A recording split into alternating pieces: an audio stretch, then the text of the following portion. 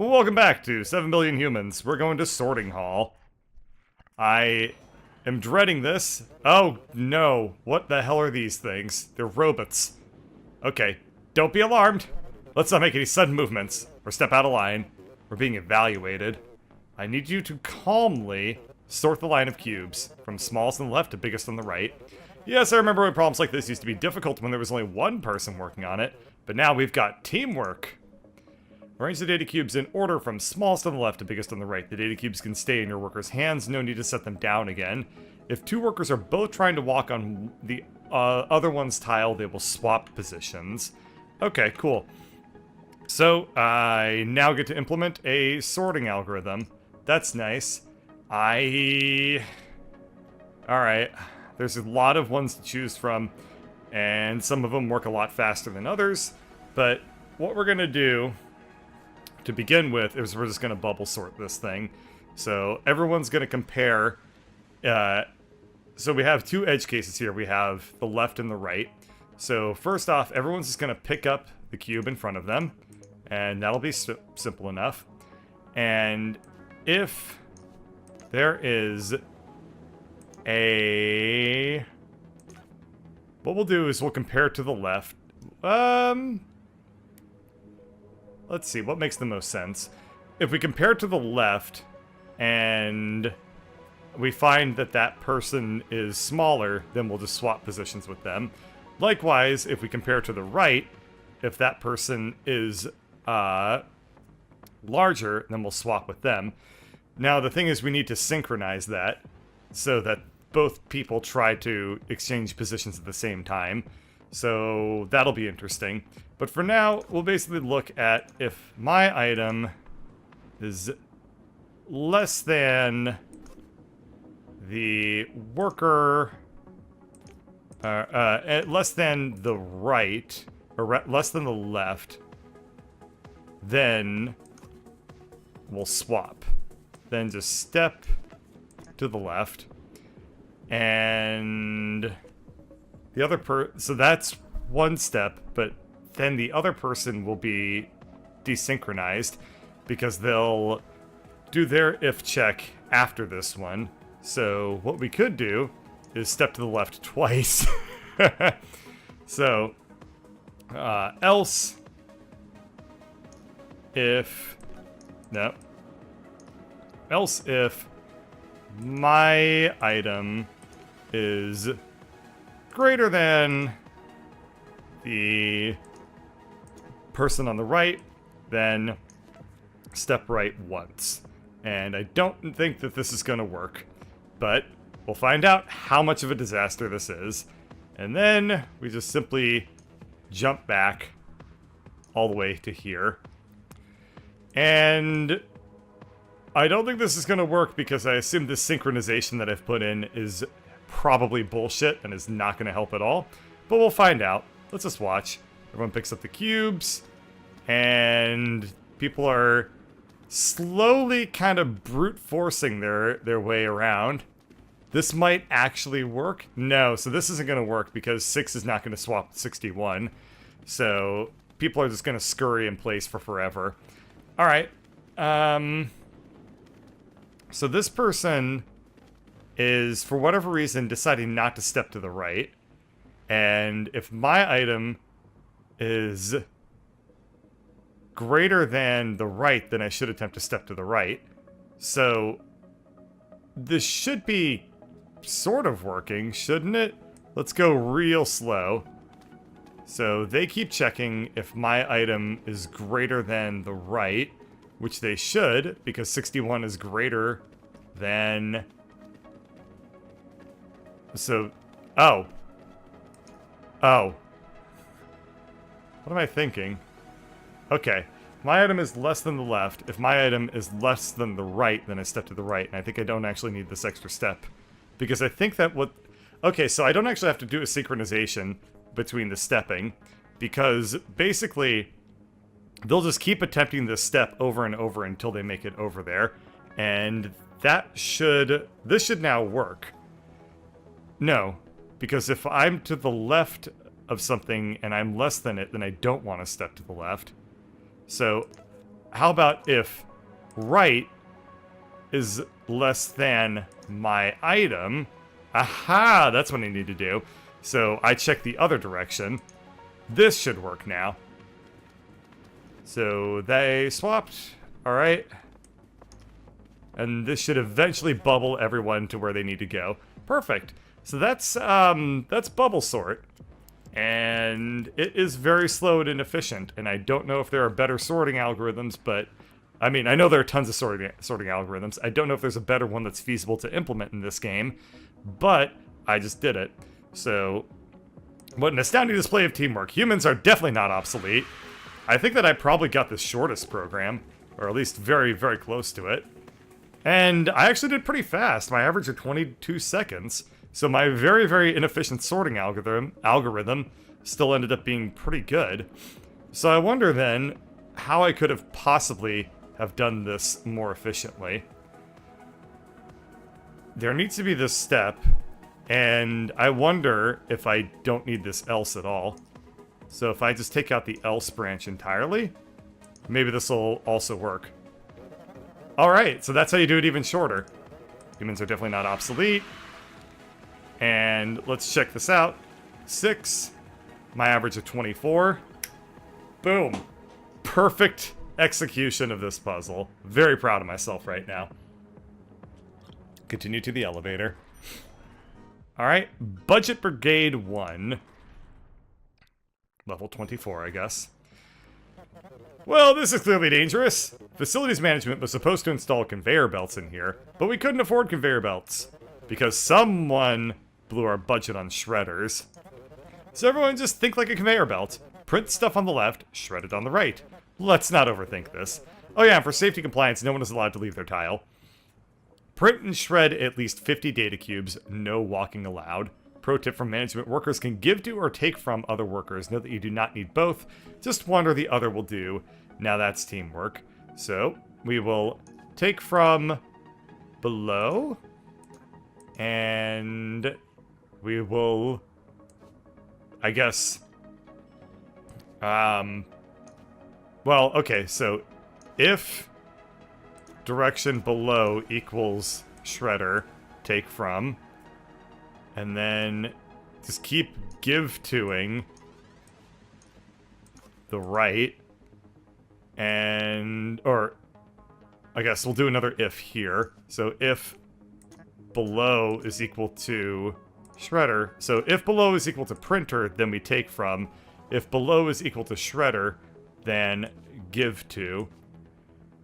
And I can also make this more efficient, I think, but this should solve the problem.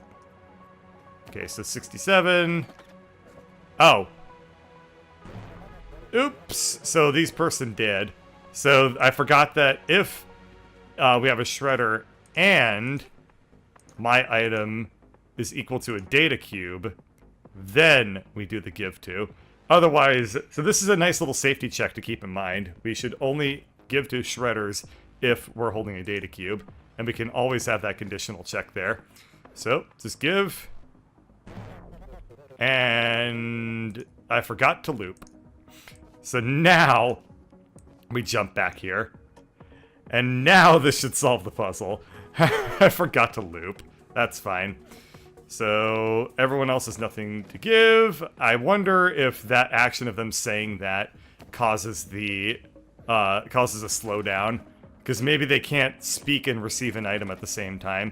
In fact, it looks like that's the case. So this is going to probably be the shortest program, but it's also going to run relatively slow because a whole bunch of people are locking up they're just waiting when they could be doing work. Now, I can fix this by adding another if statement here, which is basically putting the give to in, well, basically, if I'm holding a data cube, then we do give to. Otherwise, we don't do anything. So what we could do to speed this up is, instead of this if we'll change out the way that I do this check here. So if my item is equal to a data cube, then we will have another internal if statement where we check if below us is a shredder, then we give to. Otherwise, we give to below. Otherwise, in the else of this if statement, we give to our right. So now it's going to run a lot more efficiently, because these people aren't going to sit around talking to themselves just because they don't have any data. They're not holding on to any data cubes. So now this program should run like twice as fast as the old one. However, it's like 2 statements longer than the old one, so I'm probably going to win the speed challenge here, but not actually get the shortest code challenge. But let's just go ahead and run through this. As we can tell, this is obviously going to work just fine. So just chuck all that shit in there. Okay, Budget Brigade, use 7 or fewer commands. I did 8. I also was too slow. So that's very interesting. If I look back at this...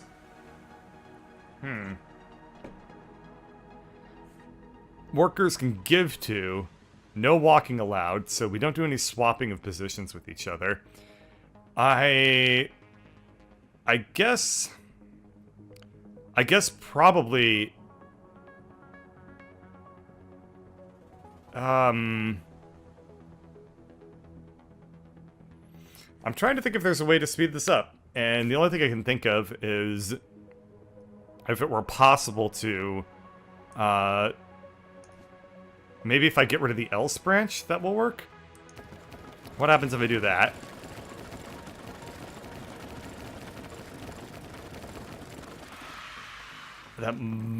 That's now... I completed the size challenge because I got rid of an else thing, but everything runs a little bit slower because I have people just talking to each other over and over again.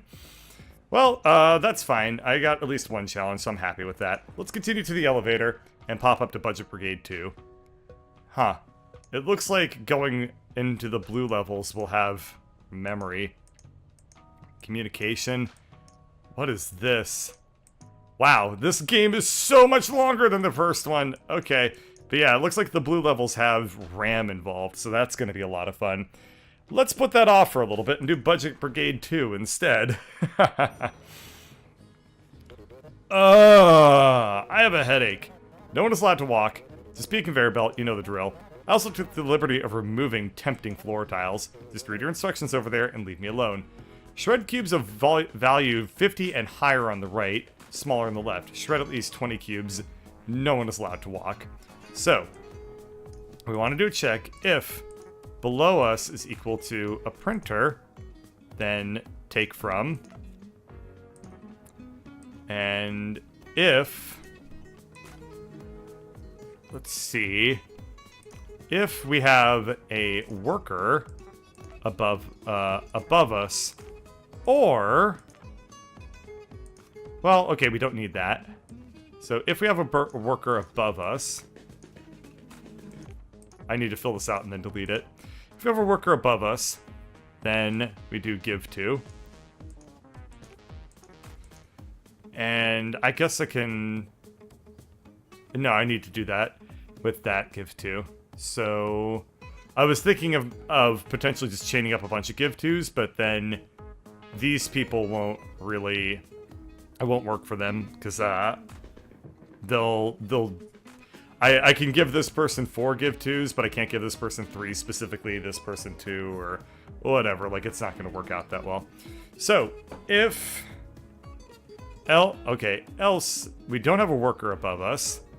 If my item is less than, let's say, 50. I forgot I can just hold this down, I think. If my item is less than 50... then we will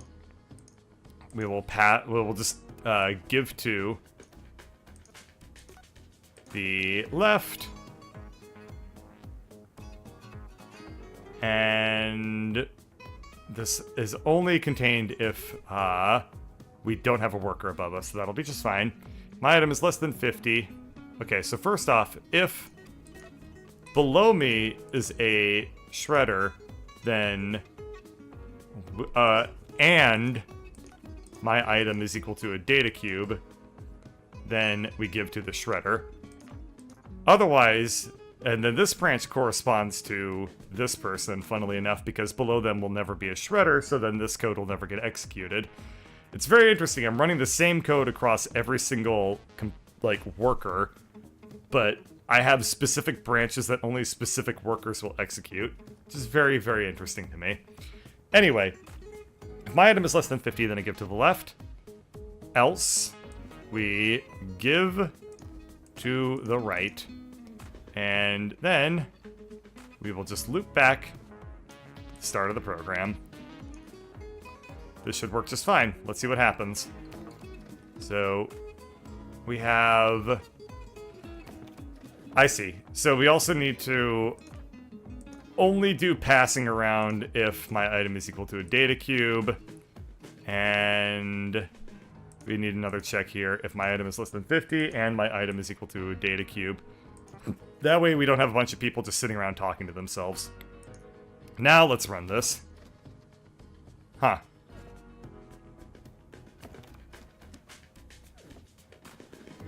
Why won't... What are they doing?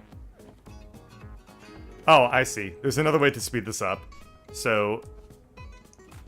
De Morgan's Law. So I need to... I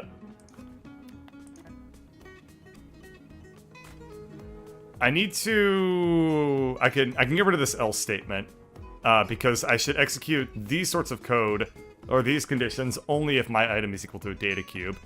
So we can just drop this down here. So we'll get rid of this statement, and we'll change this to if my item is equal to a data cube. Then, in this branch, down here, so you have to have a data cube to look at any of this code, if below me is equal to a shredder, then we'll give to below us. We don't need the else here. If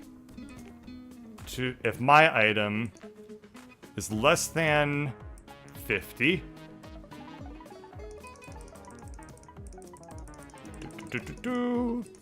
then we will give to our left, else, and it needs to be the else of this check, else we give to our right.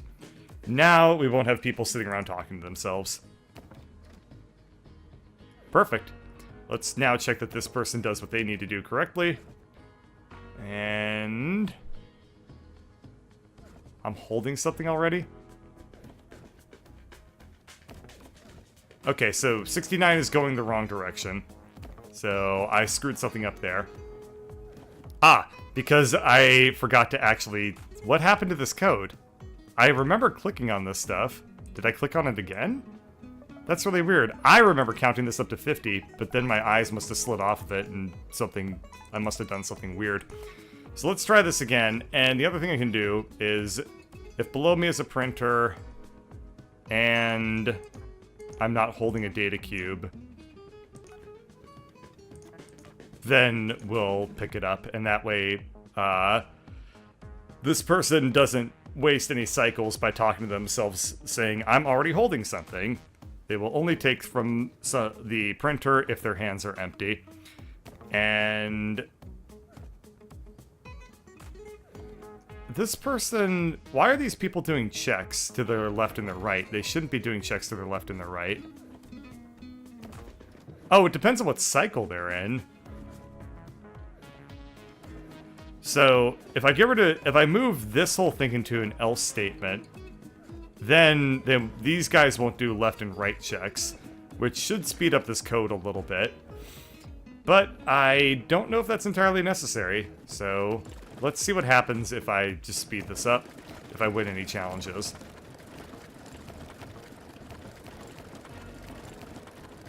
Well, I haven't failed yet, so things should be going alright. I don't think I succeeded at the size challenge, and I definitely did not succeed at the speed challenge. Well, I beat the level, and you know what? That's good enough for my intents and purposes. Cool, so I think that about wraps up 7 Billion Humans for this one. But we will get back into this tomorrow, so thank you for watching.